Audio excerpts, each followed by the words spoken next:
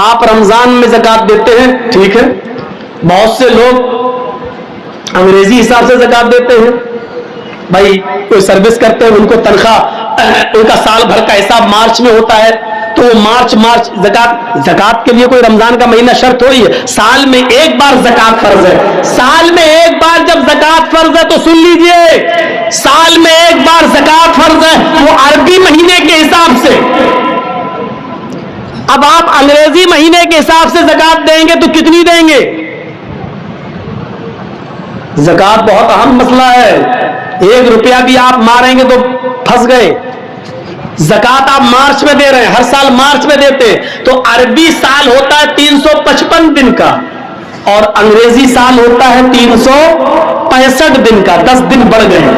آپ جب انگریزی کے حساب سے سال میں ایک بار زکات نکالتے ہیں تو آپ کی زکات 2.5% نہیں نکلے گی، آپ کی زکات تھوڑی سی بڑھ جائے گی، اب آپ کی زکات بنے گی 2.577%۔ سمجھ رہے ہیں نا؟ یعنی 1,00,000 روپے میں 2,500 دینا ہے آپ کو عربی سال کے حساب سے، 2,500 یعنی 2,500، لیکن آپ انگریزی حساب سے جب آپ زکات دیں گے تو زکات کتنی دیں گے؟ 2,577 روپے، یعنی 77 روپے زیادہ دینا پڑے گا، کیونکہ 10 دن بڑھ گئے ہیں، اس کی زکات آپ کو الگ نکالنا پڑے گی 2.577۔ کہاں ہیں آپ؟ اسلام نے اتنا بھی حق نہیں مارا ہے کسی غریب کا، یہاں تو سب کے حق مارے بیٹھے ہیں۔ زکات پوچھو کتنے لوگوں نے دی ہوگی تو ابھی دیکھیے مولانا رمضان میں بہت لوگوں کو زکات دی ہے، کتنی دی ہے؟ کیا آپ اپنے مال کی پوری زکات ادا کرتے ہیں؟ حساب کتاب ہی نہیں رکھ پاتے ہوں گے پورا۔ حضرت ابو بکر صدیق کو ایک صحابی نے بکری دے دی تھی، یہ لیجئے میری 40 بکریاں، ایک بکری زکات میں بنتی ہے، یہ لیجئے۔ حضرت ابو بکر صدیق بکری لینے کے بعد کہنے لگے اللہ کے نبی کو بھی تم نے ایک بکری دی تھی، کہاں دی تھی؟ آپ ہی تو آئے تھے نبی کے ساتھ، کہاں میں آیا تھا؟ اس وقت بھی 40 بکری تھی، آج بھی 40 بکری ہے، پہلے بھی میں نے ایک بکری دی تھی، آج بھی ایک بکری میرے اوپر زکات بنتی ہے۔ حضرت ابو بکر صدیق نے کہا کہ میں نے اللہ کے نبی صلی اللہ علیہ وسلم کو دیکھا کہ آپ نے ایک بکری ان کو رسی کے ساتھ دی تھی، رسی سمیت بکری دی تھی، رسی سمیت، اور آج آپ مجھے بکری دے رہے، رسی آپ نے اپنے پاس رکھ لی۔ تو صحابی نے کہا کہ رسی کا آپ کیا کریں گے؟ میں دوسری بکری باندھ لوں گا، بکری تو دے رہا ہوں نا۔ تو حضرت ابو بکر صدیق نے کہا تھا اللہ کے رسول کو تم نے رسی کے ساتھ بکری دی تھی اور مجھے صرف بکری دے رہے ہو، رسی نہیں، اللہ کی قسم اگر رسی روک لو گے، بکری تو دے رہے ہو لیکن رسی اگر روک لو گے تو میں تم سے جہاد کروں گا، میں تم سے لڑوں گا، میں تم سے قتال کروں گا، میں تم سے جہاد کروں گا۔ غور کرو، بکری دے رہا ہے وہ صحابی، صرف رسی روک رہا ہے، تو ابو بکر صدیق کہہ رہے ہیں کہ میں تم سے جہاد کروں گا، میں قتال کروں گا۔ یہاں تو روپیہ مارے بیٹھے ہیں، غریبوں کا پورا حق مارے بیٹھے ہیں، لاکھوں کے مالک 1,000 کی زکات دے دی، ہو گئی؟ آپ کے پاس 1,00,000 روپیہ ہے، 2,500 روپے زکات بنتی ہے، آپ نے 2,400 روپے دے دیے، 2,400 روپے آپ نے دے دیے،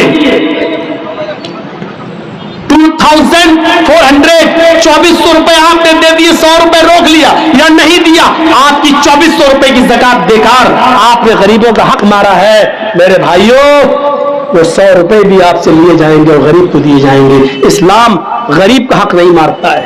اللہ کہتا ہے میرے پاس میرا حق مار کے آؤ گے، قیامت کے دن میں اپنا حق معاف کر سکتا ہوں، لیکن کسی غریب کا حق مار کے آؤ گے تو میں معاف نہیں کروں گا۔ 85 گرام اگر آپ کے پاس سونا ہے تو آپ پر زکات ہے، یا 595 گرام سونا جس کو ہمارے ہاں بولا جاتا ہے 52.5 تولے چاندی، 52.5 تولے چاندی، 52.5 تولے چاندی کا وزن عرب کے حساب سے 595 گرام اگر چاندی ہے تو آپ کے اوپر زکات فرض ہے۔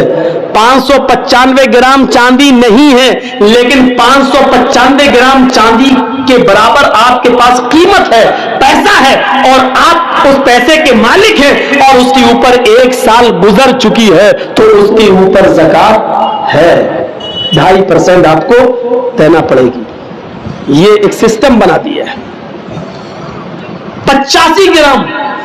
अब मान लीजिए 7.5 तोले सोना, यानी 85 ग्राम सोना।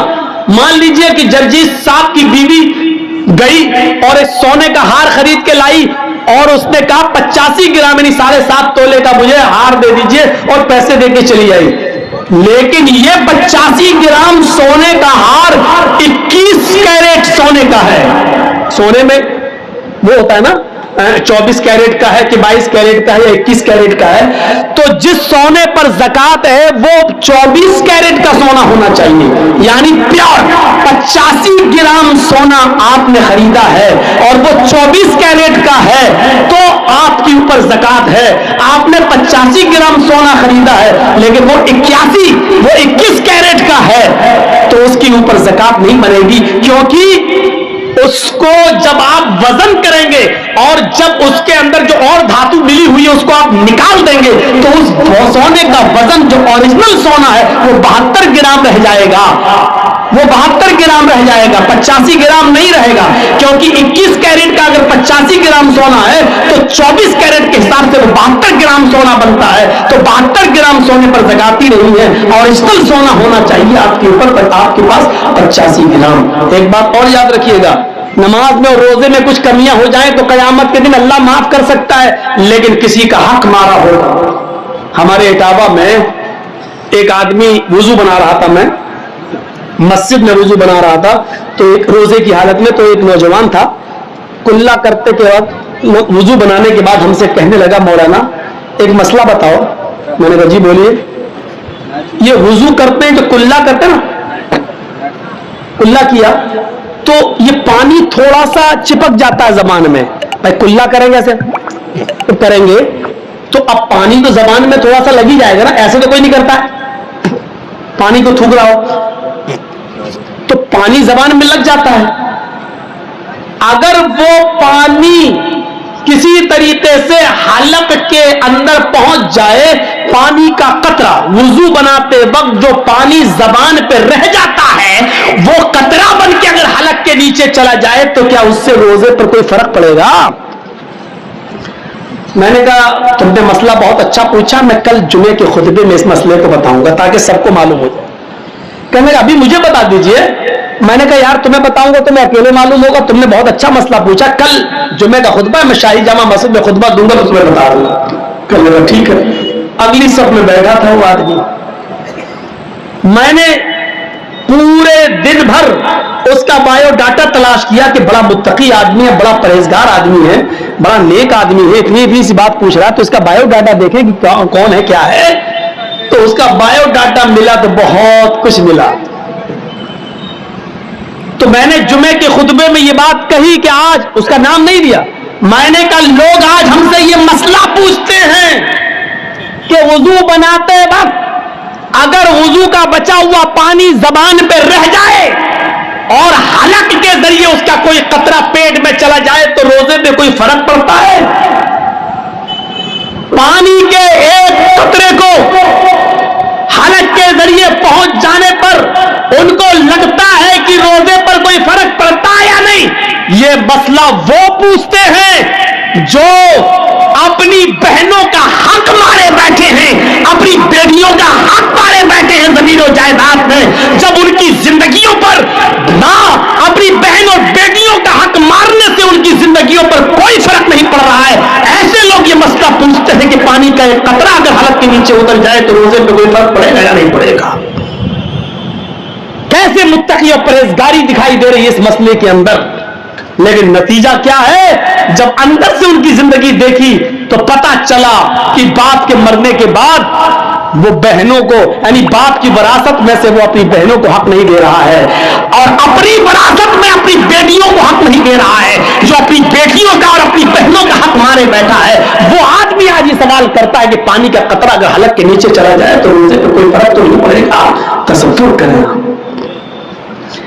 आप अपनी बहन को 1 लाख नहीं 1 करोड़ का जहेज दे दो, लेकिन बाप के मरने के बाद बाप की विरासत में भी बहन हिस्सेदार रहेगी। اور बाप की वरासत में तुम्हें जो हिस्सा मिलेगा, तुम्हारे मरने के बाद तुम्हारी वरासत में से भी बहन हिस्सेदार रहेगी, यानी बाप की वरासत में से भी हिस्सा मिलेगा और भाई की वरासत से में भी बहन को हिस्सा मिलेगा। और जब बहन की शादी होगी तो शौहर की वरासत में भी बीवी को हिस्सा मिलेगा। और बेटा अगर मर गया तो बेटे की वरासत में भी उसकी मां का हिस्सा बनेगा। मेरे भाइयों, अल्लाह के रसूल ने, शरीयत ने एक औरत को चारों तरफ से इज्जत दे रखी। ये वो लोग मसला पूछते हैं। इस्लाम ने इतना जबरदस्त इंतजाम कर दिया है हमदर्दी का कि आप बच नहीं सकते, रियायत नहीं, ये करना ही पड़ेगा तुम्हें। इसीलिए कुरान कहता है वसारिऊ इला मग़फ़िरतिन मिन रब्बिकुम व जन्नतिन अर्ज़ुहा अस्समावातु वल अर्ज़, अपने रब की मग़फ़िरत की तरफ दौड़ो और उस जन्नत की तरफ दौड़ो जिसकी लंबाई और चौड़ाई जमीन व आसमान के बराबर है। दुनिया में आज इंसान सिर्फ कमाने पर लगा है, असबाबे राहत बहुत, जरजीत साहब ने बहुत कमाया, आज जरजीत साहब के पास असबाबे राहत बहुत है। आप जरजीत साहब के घर आइए तो आपको देखने को मिलेगा उसके घर में एयर कंडीशन भी है, आज उसके घर में 4 व्हीलर भी है, आज उसका घर भी आलीशान बना हुआ है। असबाबे राहत तो जरजीत साहब के पास बहुत है, लेकिन डॉक्टर ने मना कर दिया, जरजीत साहब आप बीमार हैं, आप एसी की ठंडी हवा में नहीं लेट सकते हैं। ऐसे असबाबे राहत से क्या फायदा? हम और आप जो कमा रहे हैं, राहत के असबाब इकट्ठा कर रहे हैं कि हमें गर्मियों में एसी की ठंडी हवा मिल जाए। हमने बहुत कमाया, लेकिन डॉक्टर ने मना कर दिया कि एसी की ठंडी हवा में नहीं ले सकते हो। असबाबे राहत इतने हैं कि चलने के लिए 4 व्हीलर है मेरे पास, लेकिन डॉक्टर ने मना कर दिया है सुबह सवेरे तुम्हें रोजाना पैदल टहलना होगा। अगर पैदल नहीं टहलोगे, कुछ दूर 2-3 किलोमीटर रोजाना चहलकदमी नहीं करोगे तो तुम्हारे पैर जाम हो जाएंगे। तुम्हें जरूरी है अपने आप को स्ट्रांग रखने के लिए तुम्हें पैदल चलना पड़ेगा। तरह तरह की मिठाइयां रखी हुई है, रसमलाई रखी हुई है, रसगुल्ला रखा हुआ है, छेना रखा हुआ है, बेहतरीन मिठाई है। जरजीत साहब ने बहुत कमाया है, असबाबे राहत है, इसी चीज के लिए तो कमा रहे थे कि अच्छा खाएं अच्छा पिए, लेकिन डॉक्टर ने मना कर दिया है तुम्हें शुगर 400 पार हो चुकी है, लिहाजा तुम ये मिठाई नहीं खा सकते हो। गौर कीजिए, जरजीत साहब ने इतना कमाया, इतना कमाया, इतना कमाया कि मेरा बेटा नीट नहीं कर पाया तो प्राइवेट तरीके से हमने उसको किसी स्कूल में एडमिट किया, मेडिकल कॉलेज में भर्ती किया। 50 लाख रुपए देकर मैंने, 80 लाख रुपए देकर मैंने MBBS में उसका एडमिशन करा दिया। बच्चे पढ़ जाएंगे, लिख जाएंगे, अपना कमाएंगे, खाएंगे, अच्छा रहेगा। बहुत ज्यादा असबाबे राहत हमने सोच लिया था, बच्चा हमारा पढ़ लिख कर बहुत बड़ा डॉक्टर बन गया, वो अमेरिका में या लंदन के अंदर डॉक्टरी भी करने लगा। उसने वहीं पर किसी अंग्रेज औरत से शादी भी कर ली। बड़े फख्र से एक साहब कहने लगे, जरजीत साहब मैंने अपने बेटे को बहुत पढ़ाया लिखाया, आज मेरा बेटा अमेरिका में डॉक्टर है। मैंने कहा वो तुम्हारा पूरा पूरा ख्याल रखता होगा, वो तुम्हारा सर भी दबाता होगा, वो तुम्हारा पैर भी दबाता होगा। कहने लगा नहीं जरजीत साहब, 15 साल से मैंने अपने बेटे की शक्ल नहीं देखी। ऐसी दौलत से क्या फायदा? जिस औलाद के लिए तुम कमा रहे हो उस औलाद की शक्ल देखना तुम्हें नसीब नहीं हुआ। बाप ने बेटे की शक्ल नहीं देखी, बेटे ने बाप की शक्ल नहीं देखी। तसव्वुर करो ये कौन सी असबाबे राहत है, ये कौन सा राहत का सामान है। उस जमाने में लोग एक रोटी खाते थे, लेकिन उनकी औलाद उनकी आंखों के सामने रहती थी और वो बच्चे भी एक रोटी कमाते थे, लेकिन आप ही अपने माँ बाप को खिलाकर अपने माँ बाप की सेवा और खिदमत किया करते थे। तसव्वुर करो मेरे भाइयों, लोग इसी चक्कर में बख्श दिए गए। तसव्वुर कीजिए, एक वो जो लोग गार में फंस गए थे उनमें एक आदमी वो था जो ये अल्लाह तू अच्छी तरीके से जानता है कि मैं बकरियों को चराने वाला हूँ, और जब बकरियों को चरा कर घर ले जाता हूँ तो सबसे पहले बकरियों का दूध दोता हूँ। मैं अपनी बीवी और बच्चों को नहीं, सबसे पहले अपने माँ बाप को अपनी बकरी का दूध पिलाता हूँ। जब वो सो जाते हैं तो फिर मैं अपनी बीवी और बच्चों को दूध पिलाता हूँ। ऐ अल्लाह तू अच्छी तरीके से जानता है कि एक दिन मैं जब देर से घर पहुंचा और जब जंगल से जाते जाते मुझे बकरियां ले जाकर देर हुई तो मेरे माँ बाप सो चुके थे। मैंने बकरी का दूध दोहा, उसको गर्म किया और प्याला लेकर अपने बाप के सिरहाने खड़ा हो गया। मेरे बाप सो चुके थे, मैंने अपने माँ बाप को उठाया नहीं कि उठाएंगे तो नींद में डिस्टर्ब होगा, लिहाजा सुबह के वक्त मेरे माँ बाप की आंख खुली। जैसी खुली मैंने दूध का प्याला अपने माँ बाप को दे दिया। मैंने खुद नहीं पिया, पहले अपने बाप को पिलाया। जब मेरे बाप ने पूरा दूध पी लिया फिर मैंने अपने बच्चों को और अपनी बीवी को दूध पिलाया। ऐ अल्लाह अगर मैंने ये काम तेरी रज़ामंदी के लिए, तुझे खुश करने के लिए किया है तो इस गार का मुंह खोल दे ताकि हम निकल जाए। उस जमाने में लोग अपने माँ बाप की खिदमत करके अल्लाह से ये कहते थे, अल्लाह मेरी इस परेशानी को दूर कर दे। आज तो हमें ऐसी पढ़ाई लिखाई हो गई है, आज असबाब राहत के चक्कर में, कमाने के चक्कर में आज हम अपनी औलाद से और औलाद बाप से इतनी दूर हो चुकी है कि बाप बेटी की शक्ल नहीं देख रहा और बेटा बाप की शक्ल नहीं देख पा रहा है। गौर करो, आप ही लोगों में कितने लोग ऐसे हैं जो बेचारे दिल्ली और मुंबई काम करने जा रहे हैं, कितने लोग ऐसे हैं जो इंडिया छोड़कर आज सऊदीया, कुवैत और दुबई में काम कर रहे हैं। 2-2 साल 3-3 साल से ना उन्होंने बाप की माँ की शक्ल देखी, ना औलाद ने माँ बाप की शक्ल देखी, ना माँ बाप ने अपनी औलाद की शक्ल देखी। असबाब राहत, सामान तो आप बहुत कमाना चाहते हैं, राहत के बहुत सी चीजें इकट्ठा करना चाहते हैं, लेकिन राहत नसीब नहीं हो रही है हमें। ईमानदारी के साथ बताइए, राहत है? या ये कह लीजिए कि इसी चीज को हमने राहत समझ लिया है, इसी चीज को हमने राहत समझ लिया है। अभी नाज़िम इजलास साहब ऐलान कर रहे थे, हमारे दोस्त जमील अख्तर शफीक तहमी के जर्जीस साहब को जब भी देखता हूं तो ऐसा ही लगता है कि जैसे पहले देखा था वैसे अब देख रहा हूं। हकीकत 20-22 साल से बराबर आना जाना है, अपने आप को मेंटेन भी किया जाता है, उसके पीछे कुछ जरूरी चीजें भी होती हैं। आज भी जर्जीस साहब के सामने चाहे जितनी चीजें रख दो, जर्जीस साहब खाएंगे उतना ही जितना मेरा दिल होगा, जबरदस्ती कोई दे के देखे नहीं होगा। जर्जीस साहब कहते हैं लोग मुल्ला मौलवी बहुत खाते हैं, पेट की तौंदे होते हैं, हम ये मना नहीं कर रहे, होते होंगे, लेकिन जर्जीस साहब के सामने दही रख दोगे नहीं खाएंगे, क्योंकि रात में जलसा करना, गला बैठ जाएगा। जर्जीस साहब को आप रूह अफ़ज़े का शरबत पिलाएंगे नहीं पिएंगे, क्यों? रात को गला बैठ जाएगा। जर्जीस साहब को आप ठंडी बिरयानी खिलाएंगे नहीं खाएंगे, क्यों? तकरीर करना, गला बैठ जाएगा। अपने आप को मेंटेन करके रखा है और कभी पेट भर के हमने खाना नहीं खाया। आज तक मैंने अपने पेट के एक हिस्से को थोड़ा सा खाली रख के छोड़ा है। मैं ऐसे मौलवियों को जानता हूं जो मेरे साथ खाना और बैठना दस्तरखान पर पसंद नहीं करते। वो कहते हैं पहले उठ जाएगा, हम लोग फिर मुंह तकते रहेंगे, वो कहते बाद में खाएंगे। ऐसे मौलवियों को मैं आज भी जानता हूं जो मेरे साथ खाना पसंद नहीं करते दस्तरखान के ऊपर। वो कहते हैं कि ये 2-4 लोग में खा के उठ जाएगा, हम लोगों को भी खाने नहीं देगा सही से, ऐसे। और मैं ऐसे मौलवियों को भी जानता हूं जो जलसे की शर्त लगाते हैं कि 1 किलो मंगोड़ मछली भी होना चाहिए साल में तली, और एक बार नहीं मिली थी तो उसमें 2 साल जलसे की डेट नहीं दी थी। मेहमान की इज्जत करना नहीं जानते। मैं ऐसे मौलवी को भी जानता हूं, नाम लेना जरूरी नहीं है मेरे भाइयों। तो ऐसे लोग भी पड़े हुए हैं, ऐसे लोग भी पड़े हुए हैं। और हमारी पुरानी तकरीरें अगर आप उठाएं तो उसमें सुन लेंगे वो 3 पीरों का किस्सा भी है। 3 पीरों का, कि एक औरत बेचारी थी, उसने 3 पीरों की दावत की, वो उनकी बड़ी मुरीद थी। 3 पीरों की दावत की और उसने खिचड़ी पकाई। देखें इन मौलवियों को खिचड़ी पसंद है कि नहीं है। 3 पीरों की दावत की, खिचड़ी पकाई और खिचड़ी में घी डाल दिया बहुत सा। खिचड़ी गर्म थी, घी पिघल गया। एक तो खिचड़ी देख के मौलवियों का पेट भर गया।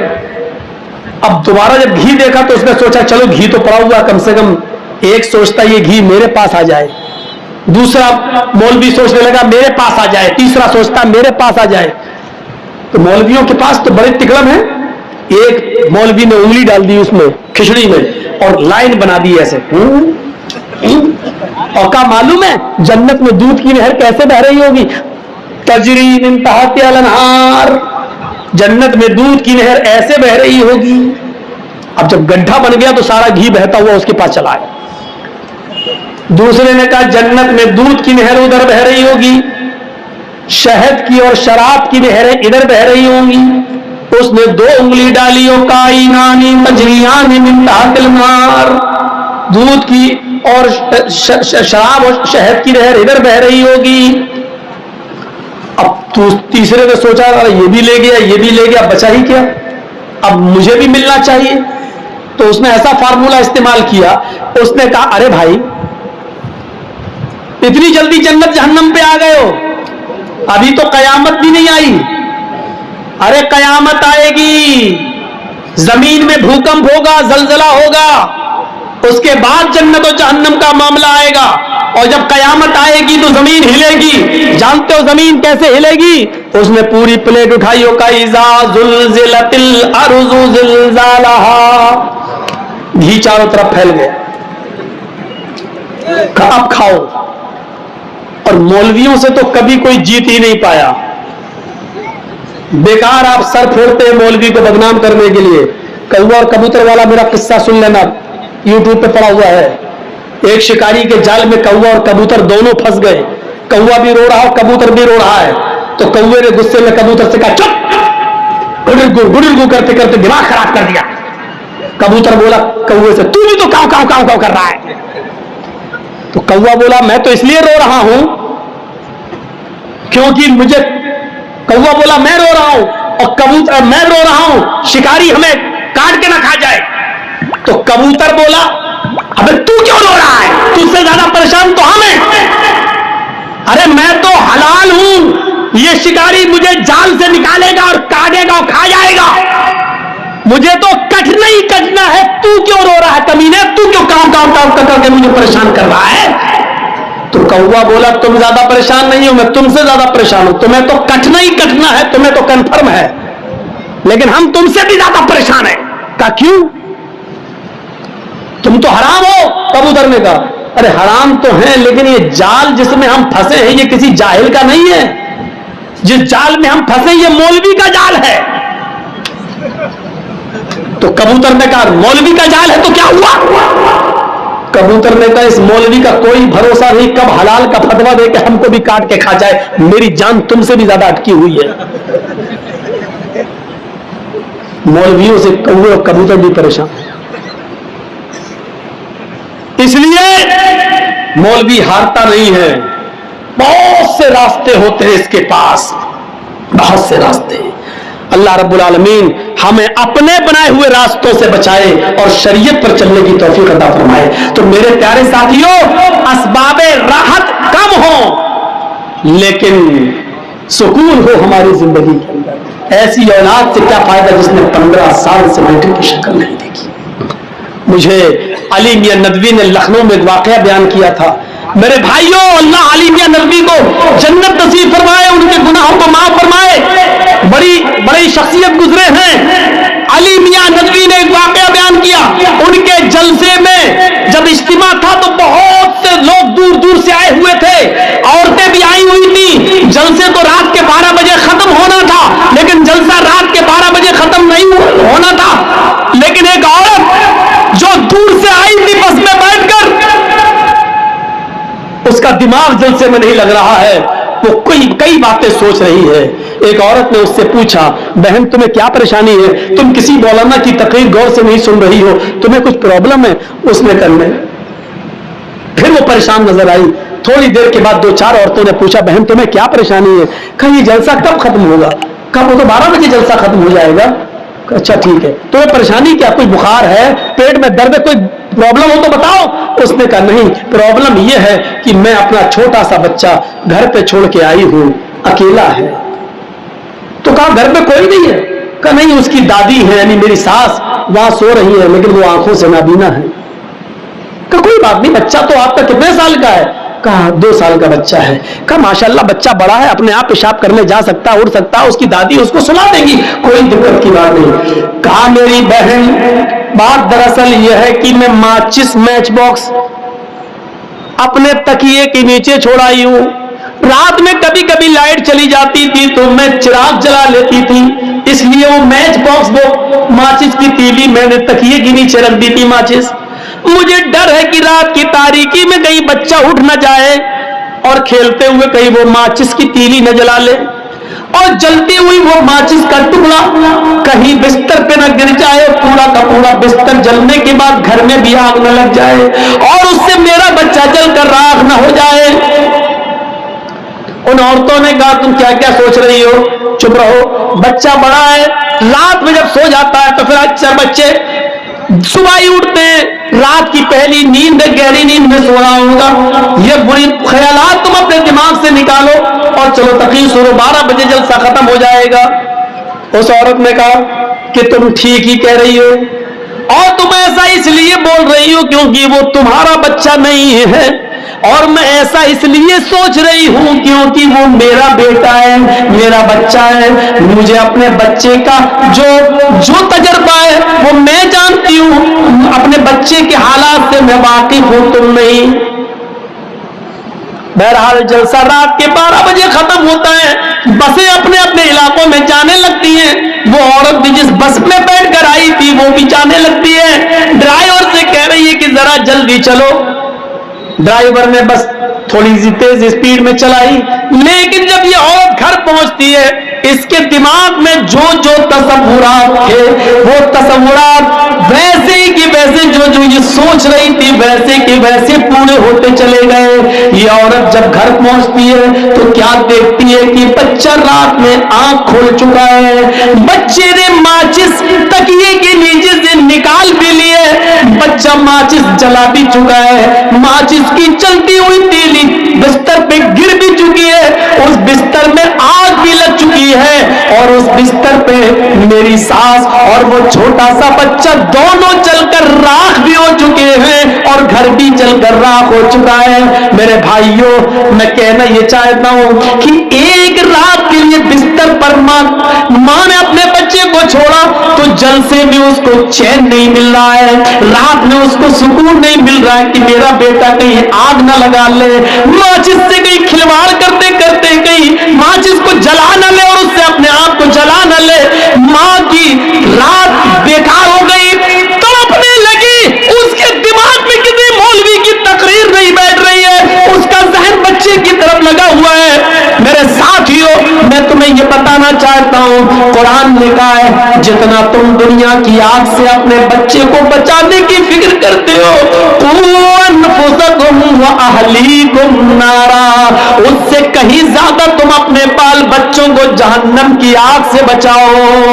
تمہارا بچہ دنیا کی آگ میں کودے تم گوارا نہیں کرتے ہو، آج تمہارے بچے رات کے 12 بجے گھروں میں آ رہے ہیں، تمہارا کوئی ایکشن نہیں ہے، تمہاری بیٹی رات کے 12 بجے تک موبائل استعمال کرتی ہے، واٹس ایپ چلا رہی ہے، فیس بک چلا رہی ہے، اور تمہیں کوئی فرق نہیں پڑتا ہے۔ ایک بات اور بتا دوں آپ کو، اپنی عقل کا استعمال اتنا زیادہ مت کیجئے جو عقل کے دائرے سے باہر ہو۔ آنکھ کا کام دیکھنا ہے، لیکن یہ آپ کے آنکھ سامنے کی چیزوں کو دیکھ سکتی ہے، یہ آنکھ پیچھے کی چیزوں کو نہیں دیکھ سکتی ہے۔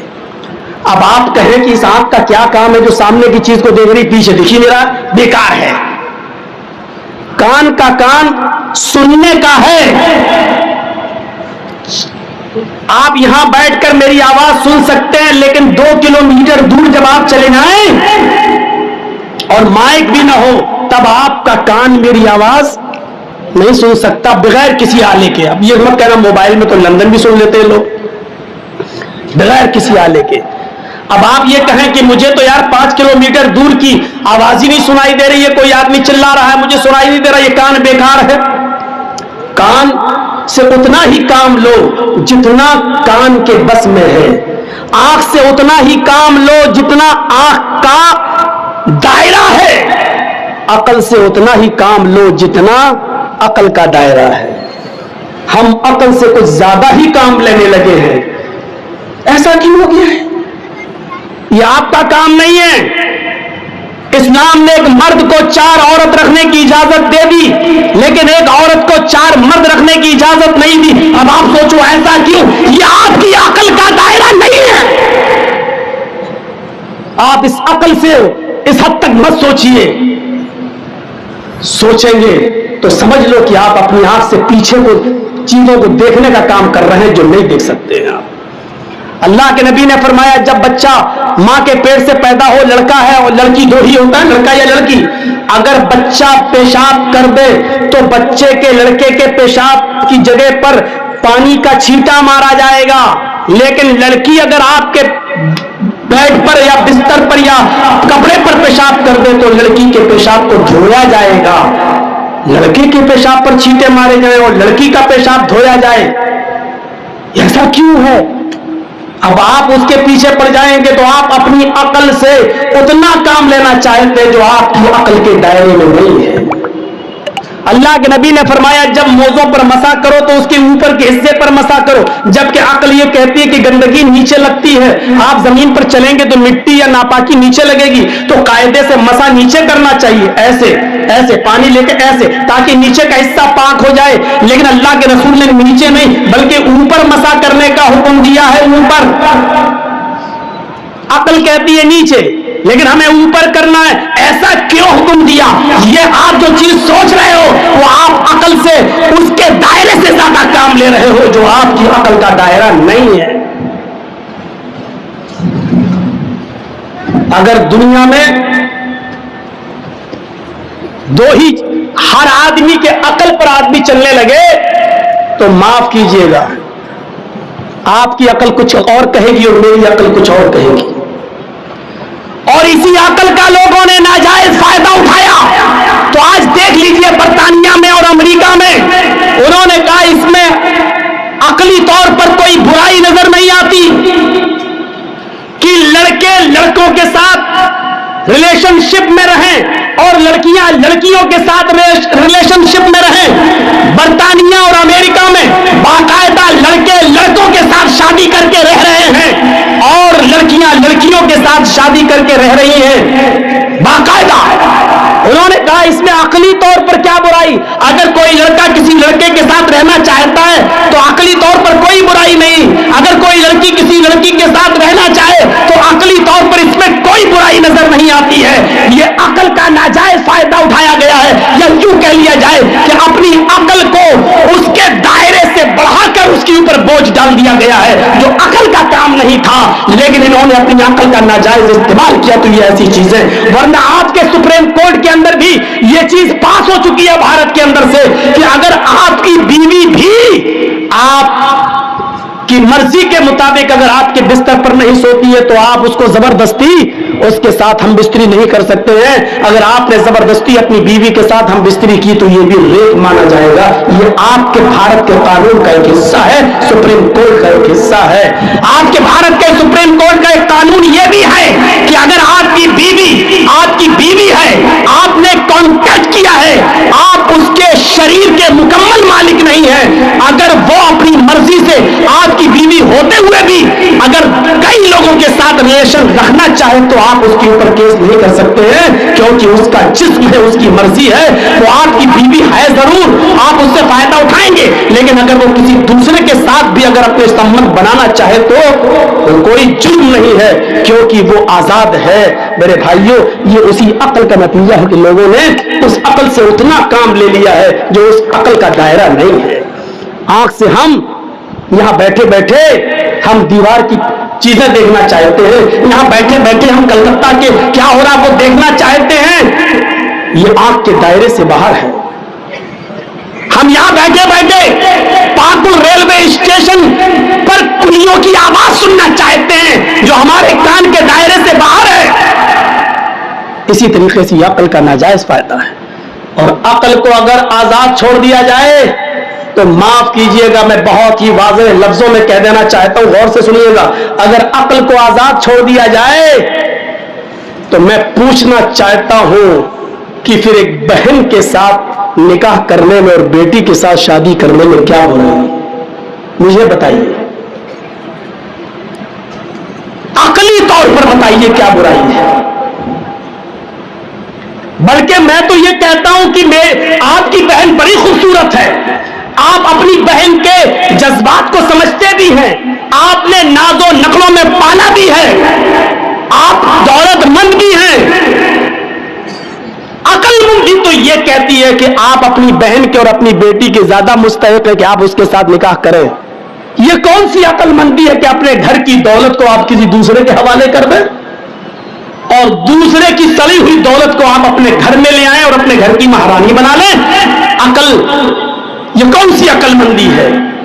लेकिन मेरे भाइयों, इसको कोई भी दुनिया के अंदर इसको सही नहीं मानता है। ना भारत का कानून इसको सही मानता, ना अमेरिका। मैं पूछना चाहता हूं क्यों? कहता कि नहीं, शर्म हया।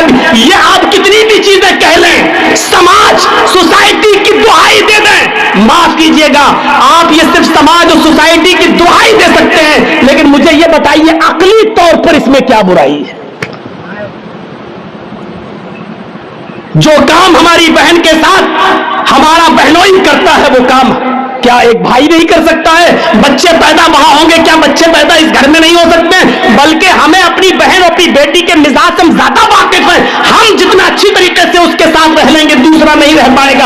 अकल तो ये कहती है, लेकिन मेरे भाइयों, ये अकल का दायरा है जो महदूद है। जब अकल हमारी काम करना बंद कर देती है, तो वहां पर एक तीसरा इल्म काम करता है, जिसको कहते हैं वही इलाही।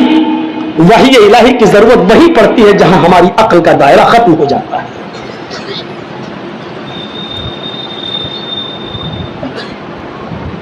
मेरे भाइयों, इस बात को समझने की कोशिश करिए आप। हम जो चीज सोचें जरूरी नहीं कि वो सच हो, इसलिए अक्ल का नाजायज इस्तेमाल करना छोड़ दीजिए। ये शरीयत ने बताया है कि बहन के साथ रिश्ता तुम नहीं कर सकते हो।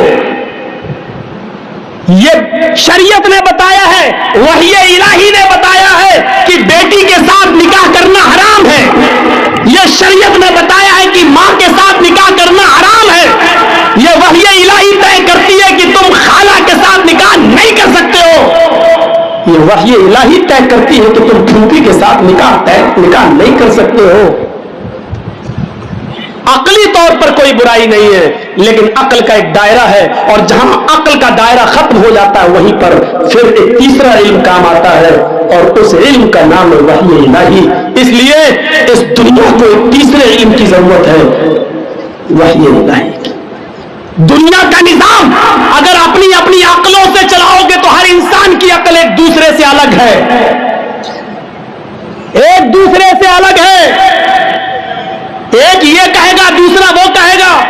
इसलिए जहां हमारी अकल काम करना बंद कर दे, तब हुकूमत का निजाम एक तीसरे इल्म से चलाया जाएगा, और वो तीसरा इल्म है वही इलाही।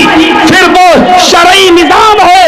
जब शरई निजाम मुनाफिज होगा, मेरे भाइयों, वहां फिर किसी की अकल खत्म हो जाएगी। इसलिए कि तुम्हारी अकल ये कहती है, इसकी अकल ये कहती है। एक अकल कहती है जिनाकार ने जिना किया है, उसको 2-4 महीने जेल में रख के सजा दे दो। एक अक्ल ये कहती है कि नहीं, उसको पत्थरों से मार मार के हलाक कर दो, उसको इस समाज में जीने का हक नहीं है। कल तक इस सजा को लोग रूढ़िवादी सजा कहते थे, और जब हिंदुस्तान में, भारत में जब बलात्कार और रेप के केस बढ़े, तब राज ठाकुरे को भी कहना पड़ा कि इस्लाम की सजा इनके ऊपर लागू करो, पत्थरों से मार मार के इनको हलाक कर दो और खत्म कर दो। मेरे भाइयों, बताओ, हमारी अकल ये कहती है कि चोर के हाथ काट देने के बाद वो बेचारा मजबूर हो जाता है, फिर कमाने के लायक नहीं है, इसलिए चोर के हाथ नहीं काटना चाहिए। अगर हाथ काट देंगे तो जिंदगी भर फिर वो मेहनत नहीं कर सकेगा, मजदूरी नहीं कर सकेगा। एक अकल ये कहती है कि चोर का हाथ नहीं काटना चाहिए। एक अकल ये कहती है कि अगर चोर का हाथ काट दिया जाएगा तो फिर तमाम लोगों के सामान को और माल को चोरी से महफूज कर लिया जाएगा। फिर किसी की हिम्मत नहीं पड़ेगी कि वो किसी के माल की चोरी करे, क्योंकि इसकी सजा देखने के बाद फिर चोरों के हौसले पस्त हो जाएंगे। एक अकल ये कहती है, अब बताइए कौन सी अकल को काम में लाया जाए। इसलिए जब इंसानों की अकलें टकराने लगे तो वहां एक तीसरा इल्म काम आता है, और उस इल्म का नाम है वही इलाही। फिर किताब और सुन्नत और शरई निजाम के तहत निजाम को चलाया जाए, मुल्की निजाम को। जैसे इस बहरिया ने सोचा अपनी अकल से कितना सा फल तो ऊपर, इतना बड़ा नीचे। जब नाक पे गिरा तब होश ठिकाने आ गए। आप जो चाहें, मुझे मालूम है सन 1957 का तकरीबन वाकया है, 57 का वाकया, 1957 का। छोटी लाइन चलती थी, छोटी लाइन गोरखपुर से गोंडा के लिए छोटी लाइन एक चलती थी और वो कोयले वाला इंजन उसमें लगा होता था पहले।